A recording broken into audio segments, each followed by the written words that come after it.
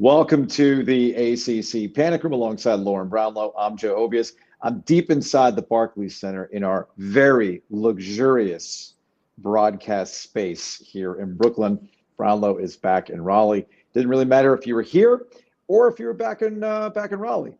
This NC State season probably came to the merciful end that most fans wanted to see. I don't know if the players or the coach wanted to end, but yeah, it's over now. It's finally done. Yeah, and it was kind of a weird microcosm of state season, It's like, they hung in, and then every time you were like, okay, they're about to cut it to a single score game, or okay, they're gonna go on they just couldn't do it. And yeah, but they fought till the end. They really did. They didn't have enough. Yeah, they didn't have enough. But the thing is about NC State this season is that they have pieces. They have talent. Quavion Smith is talented, even if he can't do anything against Clemson for some reason. His stats against Clemson are insane. He was 2 of 20. Yeah, I think for the two matchups, 2 of 20, ridiculous. He just could not make a bucket. And it's not like he was getting bad shots. And even Kevin Keatts talked about it after the game. It's not like Clemson was doing anything to make life miserable for him. It just was a bad game for him. And we saw this with Darian Sebron over time. He went through this really hot phase. And even at the beginning of conference play, he was a lot of fun to watch. But again, and he had his moments tonight. I mean, it was the most fun I'd had watching him in a while, actually.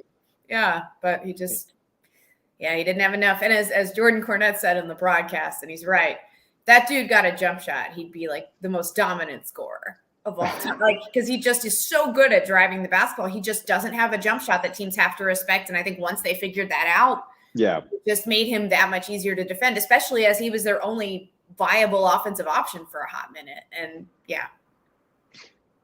So what next? I mean, really. I know you get it in your mentions. I get it in my mentions. I'll get a couple emails, during a week's worth of shows. And we've been talking about Kevin Keatts coming back for what feels like the entire season, not just the last couple of weeks. And I know Boo Corrigan, athletics director at NC State, told Jonas Pope of the News and Observer straight up, Keatts coming back next year. Yeah. He essentially said the same thing to Adam Gold back on February 4th. Giglio, we posted this video a while back when we talked about it. Talked about the business of basketball, college basketball, and agents and perceptions and everything else, which also led to the decision to bring Keatts back, or the pending decision to bring him back. So it's not about whether he should or he shouldn't. It's okay, you're going to be back next year. What's that going to look like? Is this as simple as what happened with Steve Forbes at Wake Forest, where you get the right transfer, a guy from Oklahoma who I think was averaging 6 points a game, who ends up becoming the ACC Player of the Year? We're talking about Alondas Williams. Or are you going to get another transfer that doesn't necessarily pan out for what you're doing? Because it really can be the razor-thin difference between a good season, or what's perceived as a good season, and a bad season. And Forbes might deal with this next year with the nature of college basketball, because we know the transfer portal is going to go nuts. And right. Keatts could be the fortunate one. Again, I'm not trying to say that what Steve Forbes is doing at Wake Forest is somehow fluky. I'm simply pointing out, with the nature of college basketball, it really is fleeting given the nature of transfers. I mean, I'm super curious personally to figure out, because let's be real, right? The teams that aren't Duke or Kentucky, or to a lesser extent some others, aren't getting top talent anyway. Yeah. So I wonder how much they shift away from even like recruiting freshmen that much and just go after transfers. No, it's entirely possible. A big focus, because like that's been a thing that's worked for some people. But like you said, there's a lot of volatility there. Mm-hmm. But at the same time, fans aren't patient. They see teams lose everybody and then get transfers in and they pick up where they left off. So it's like, if you can't figure out a way to make this transfer system work that suddenly got thrust upon college basketball 2 seasons ago, then you're not going to be able to be successful. And it's a big shift, but it's one that everybody's going to kind of have to adjust to, especially if you're not one of those top tier, well-established programs, because you're going to lose some guys, and even those guys will lose some guys, Yeah. So it's fascinating to me because it's such a quick shift, I feel like, relatively speaking. And I don't think that a lot of programs are prepared for it, and it'll be interesting to see how it impacts Keatts and State moving forward too. But the funny thing is, though, is that, you know, one of the things that I always thought was going to be a strength for Keatts is that he was coming from programs where you're dealing with new rosters all the time.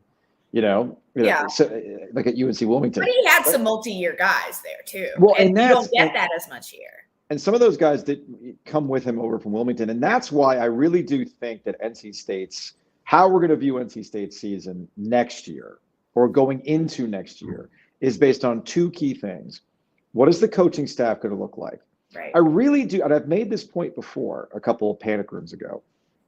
I think that NC State can buy Kevin Keatts some time with the fan base, or the idea that things are going to develop in the right direction, if there's like a Stan Jones at Florida State. Right.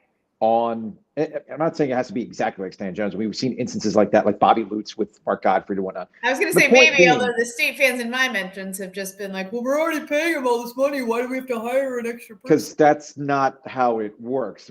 Head coaches do a lot of other things too, including recruiting and everything else. What if they hire a transfer portal coach instead? Hey man, we're probably headed in that direction. I know. So I'll be curious to see what they do with the staff. We saw this. The only thing we have to base this on is what we saw Boo Corrigan do with Dave Doan with the football side of things. So I got to imagine that there's going to be an offseason conversation about what the coaching staff makeup is going to look like. Who do you bring in? Who's going to help? How can you develop as a coach? Because you got to remember too, like Doan, he's just a young guy. Yes, I was going to say the same thing. He's a young guy with his first Power 5 coaching gig at a tough spot like NC State in the ACC. So there's a little bit of a growth factor that comes along with this, just like Dave Doan kind of came into his own as a head coach. So I do see similarities. Also from a mid-major. Yes. I do see some similarities between Keatts and Doan under Boo Corrigan. Yeah. The other thing is, as much as we talk about transfer portals, continuity does matter. And you've got guys like Quavion Smith. You've got guys like Darian Seaborn. And something that Keatts has talked about, that if they come back and they develop, then it just is another step in the right direction for NC State. And they won't finish dead last like they did this year. Yeah, it got a little rough, but, it can only go up from here, right? How much do you think I can get that NC State 2022 Brooklyn ACC tournament shirt for tomorrow? You think it's still on sale tomorrow here at the Barclays Center? Yes, I do. I think that you can get your own teams, because as much as they're trying to, they're trying to incentivize you, the fan, going to the whole tournament, which this is true. I think we're kind of figuring out, especially based on secondary market prices on a Tuesday, if you bought a ticket package instead of just like buying a single game ticket, you are a sucker, or just really love ACC basketball. One of the two, which cool. Okay. But imagine like sticking around for like however many more days. You must want a trip to New York, I guess. And there's something that I've noticed the last couple of weeks on Twitter. I didn't notice it in other seasons. I've just seemed to have noticed it this season with Kevin Keatts. People have been noticing that Kevin Keatts is out on the court a lot. Like he's coaching. He's like everybody else. He's getting. Wake fans were saying that he almost tripped somebody. Wake fans. I think the Wake fans were the one that kind of really put it on social media, because it's like, is this the first time you've watched an NC State game since Kevin Keatts has been here? That's what he does. And I would argue he hasn't run into a player yet, or vice versa. A player hasn't run into him yet, which would make my point. Nobody in an arena on the court has the awareness quite like Kevin Keatts. It's true.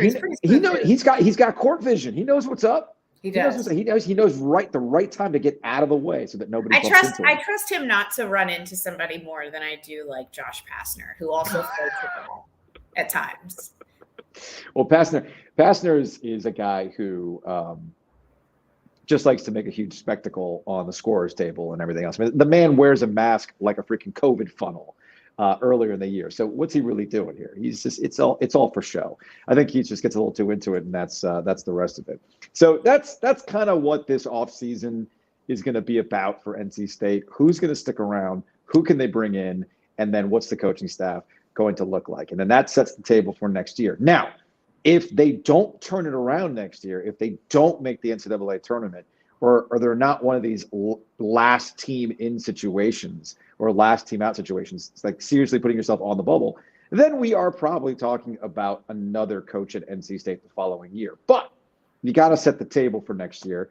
And I think this was the right thing to do with the coordinator, because everything else is out the window now. There's no more NCAA stuff that's hanging over you. And you got an AD that's, involved with what you're trying to do, and you kind of know what you know what the parameters are, you know what the criteria is, and then you can judge Kevin Keatts next year with really no excuses.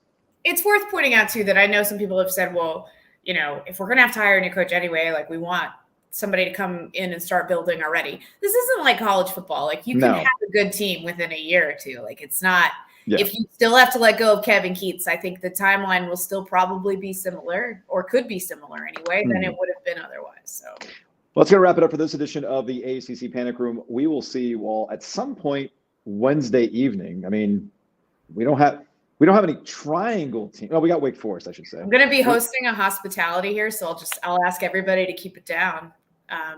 All right. Or we can have some cameos throughout from select ACC celebrities that were not permitted to come to Brooklyn. I like your idea, Lauren. We're totally going to do that tomorrow. It'll be a cameo-laden ACC Panic Room. We'll see you all later.